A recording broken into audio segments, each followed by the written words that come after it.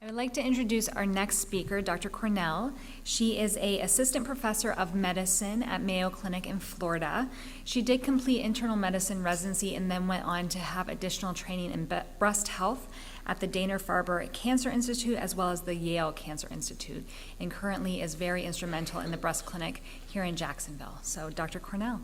All right, good morning. Thank you so much for having me. So again, I am an internist in the breast center here on the Florida campus, and today I'm going to spend the next 20 minutes talking to you guys about breast density and why it's important for your patients. Before we get started, I do want to acknowledge Dr. Celine Vachon, who is a friend and colleague on the Rochester campus who's done a lot of research on the topic of breast density and provided some of the content that you're going to see in my presentation today.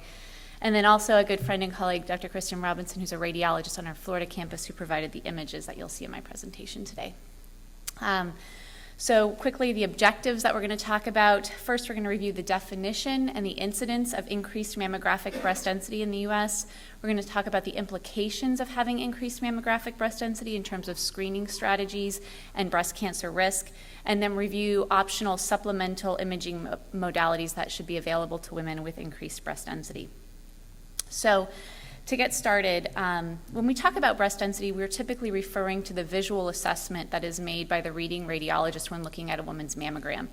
And the American College of Radiology has designed the BI-RADS breast composition categories to help standardize the classification of breast density. So we have A through D, so there are 4 categories. A being entirely fatty replaced breast tissue, B being more scattered fibroglandular tissue, C being heterogeneously dense, and D extremely dense. So when we say someone has increased breast density, we mean that they fall into category C or D. Women in categories A and B are generally considered to have decreased breast density. I included this slide here just to show you that there are other ways to categorize breast density, although in the clinical setting we typically refer to the BI-RADS categories.